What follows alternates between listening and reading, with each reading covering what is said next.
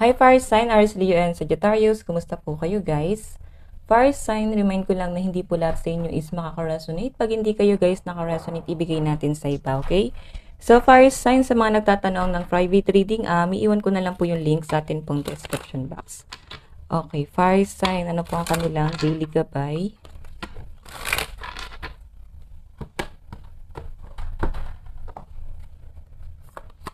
Chaser. Nako. Yung iba sa inyo,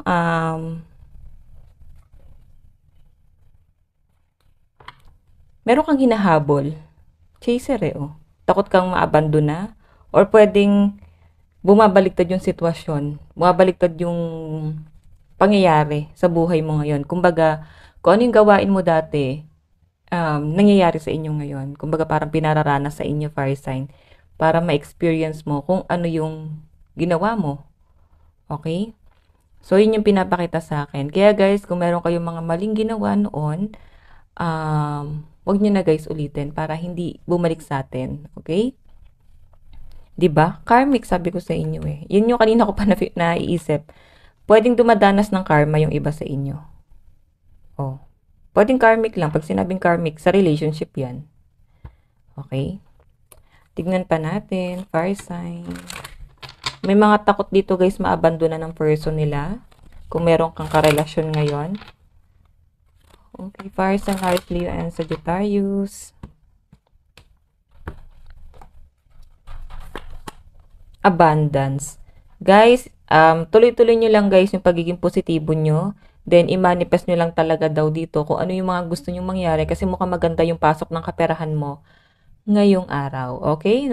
Naku guys, kung meron kang business, mukhang maganda yung sales ngayong araw. Okay? Then, may pinapakita sa akin dito guys na may mga bagay ka ng kinalimutan, pinutol. May mga binabago ka, no? Kasi parang hindi naman yung ibang tao talaga yung mag-a-adjust sa inyo, kundi kayo yung mag-a-adjust. So, ang pinapakita sa akin, fire sign, may pag-a-adjust kang ginagawa. No, hinaan lang natin tong ilaw. Okay, ayan, meron ka pag-a-adjust na ginagawa, lalo kayo sa relationship nyo ng person mo. Okay, wino-workout mo to eh. Wino-workout nyo. Love call. Parang dati ikaw yung laging nakikipaghiwalay. Parang ganun. Or sila yung laging nakikipaghiwalay. Pero basta may nangyayari dito guys na bumabaligtad. Kung ikaw yung laging nakikipaghiwalay, then parang na-fall out of love dun sa person, ang sinasabi sa akin ng card, parang nangyayari, sila naman yung gumagawa sa inyo nun. Kumbaga natauhan. Okay? So, ayan. Meron ditong someone na pinutol nyo na sa buhay nyo. Parang meron kayo guys gustong i-block. Okay, pinarangkan nyo na sila guys, no? Parang ayaw nyo guys magsinungaling. Ayaw nyo magsinungaling. Tignan pa natin fire sign, Aries, Leo, and Sagittarius.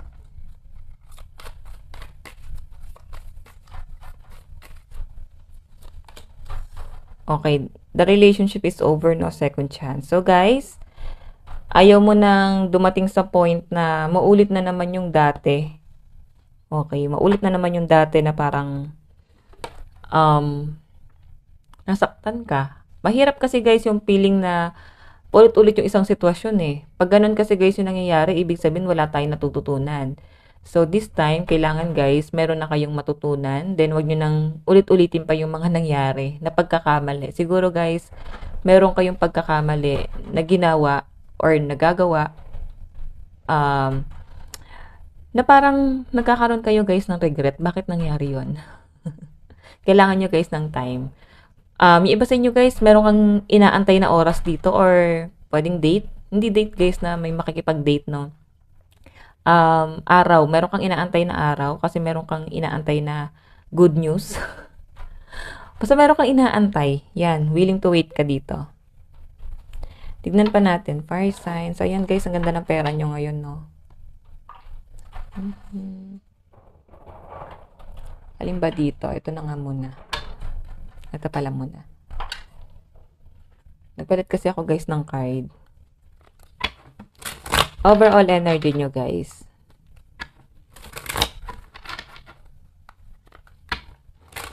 Oops, nako. Antulas guys. Nilaban ko kasi guys yung sapin. Kaya wala tayong sapin. Okay. Dumudulas tuloy yung card.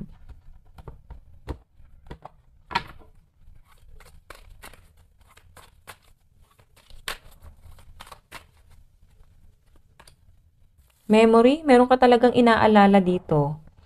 Ang sinasabi ng card mo, kung ano man yung inaalala mo, nagre-reminisce ka, pwedeng pagkakamali yan, or maganda man yung nangyari, dapat meron ka lang natutunan dun sa bagay na yon. Kung ano man yung ginawa mo dito. Parang may sinasabi sa akin guys na, bakit parang hindi natauhan? Nag-overthink yung iba sa inyo guys dahil dito sa sitwasyon na to. Parang nangyari siya sa nakaraan. Or nangyari lang siya kailan lang. Okay, nagkaroon kayo guys ng regret. Tignan pa natin. Okay, so kung ano man yung iniisip mo ngayon, binabalik-balikan mo, nag-overthink ka, hindi kinakaya ng isip mo, ayaw mo nang isipin. Gusto mo na lang ditong mag-focus dito sa goal mo sa buhay, kasama yung person mo. Iba sa inyo guys, gusto niyo magbagong buhay. Gusto niyo ng, parang after nito, basta meron kang inaantay dito eh. Pag dumating yon, magbabagong buhay ka na. Parang ganun. Fire sign. Tingnan natin fire sign. Kung ano man yan guys, no, binabasa ko lang yung energy. Biglang pumapasok sa isip ko. Fire sign overall energy mo. Ayan o, stability, harmony, and acceptance. Kumbaga, tatanggapin mo na lang sa sarili mo, nangyari na. Okay, nangyari na. Then, focus ka sa stability mo. Okay? Tingnan pa natin guys. Fury. Okay ba sa inyo guys? Ano ba yun? Ang bilis naman nagbabago ng mood mo. Kumbaga, natatanggap mo na eh. Nagkakaroon ka na ng, ng solusyon dun sa problema na yan. Pero biglang iinit na naman yung ulo mo or pwedeng merong magpapatrigger sa'yo ngayon. Okay? Parang below the belt na sila guys. Or pwedeng meron kang binalikan sa nakaraan na parang nagpatrigger na naman sa'yo. Okay? Pwedeng sa screenshot yan or kung saan mo man niya nakita. Nangyari na guys sa nakaraan. So, nangyari na yun guys. Kailangan mag-focus ka na sa stability mo. Kumbaga, hayaan mo na. Magpatawad. Yan ang sinasabi ng card. Tingnan pa natin guys, overall energy. Okay, di ba? Gain oh. So guys, focus ka talaga. Mag-focus ka daw sa stability. Diretso lang ang tingin, huwag ka madidistract. May mga bagay na ginawa ka na mag-quit ka na doon. Okay, pwedeng bisyo. Okay, mag-quit ka na doon. Kung ano man itong mga maling nagagawa mo ngayon sa buhay mo. Okay, nobody's perfect naman talaga. So, normal lang guys. Pero dapat meron tayong natutunan sa pagkakamali. Okay? So, fire sign, tignan pa natin. Death. Gusto mo na talaga magbagong buhay. Yan talaga yung overall energy nyo guys. Iba sa inyo guys, marunong kayong mag-handle ng galit. Nagtitimpi ka oh. Okay, schedule. May pinapakita sa akin guys na parang tinatamad ka, lalata ka, pumasok sa trabaho. Alam mo yung feeling na parang wala ka sa mood. Okay? Parang kinokontrol ka na lang kasi ito yung everyday routine mo eh. Ganon. Okay, titingnan pa natin guys.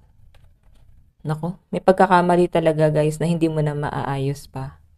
Kaya iwasan mo magkamali ngayon sa trabaho or sa mga action na gagawin mo. Okay, hindi ko siya guys nasa-sense na ngayong araw lang. Kumbaga sa mga susunod pa yan na mga araw. Parang this week. Ganun. Tingnan pa natin guys pagdating sa pasok ng inyong kaperahan.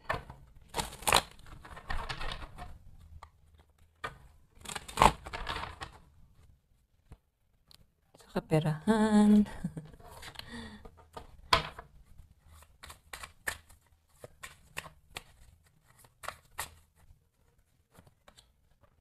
King of Wands. Tahimik lang kayo dito guys.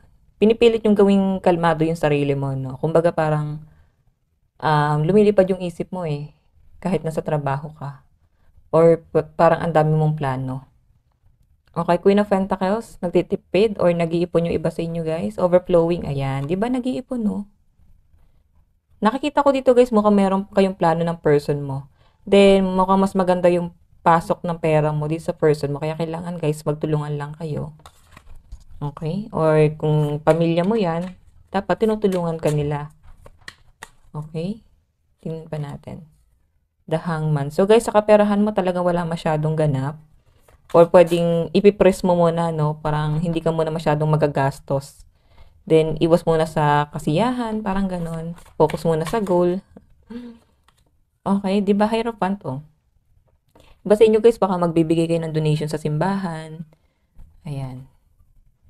Nine of Cups, meron kang gustong gawin, pero hindi mo pa masimulan. Gusto mo nang matapos lahat muna ng problema. Okay, iba sa inyo guys. Alam mo yung feeling na parang may mga offer naman na dumarating sa inyo. Especially dito sa person mo, meron siyang offer. Or pwedeng meron ka sinasabi sa person mo na gusto mong gawin. So, sinasabi niya, sige lang, gawin mo. Kasi alam niya guys, na mabilis magbago yung isip mo. Okay, tingnan natin guys pagdating sa inyong love life. Okay, ito guys yung gamitin natin. Pagdating sa inyong love life.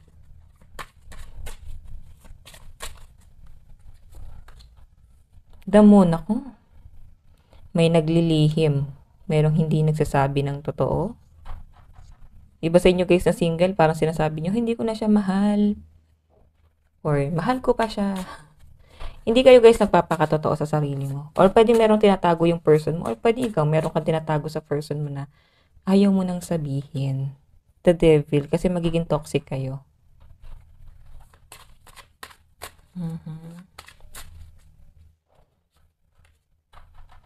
Seven of Pentacles. So, mag-focus na lang talaga kayo guys dun sa goal nyo sa buhay. Kumbaga parang i-workout nyo na lang to guys, no? Kung meron ka mang ginagawa sa sarili mo or meron mang ginagawa yung person mo sa sarili niya, kikimkimin na lang yung sarili eh. Parang hindi na guys i-voice out. Ganun yung pinapakita ng card. Okay? Okay. So guys, ang lucky number nyo is 18, 15, and 7. Tignan pa natin guys ano bang inyong advice. Ako po. Wait lang guys. Masyadong madulas tong ating lamese.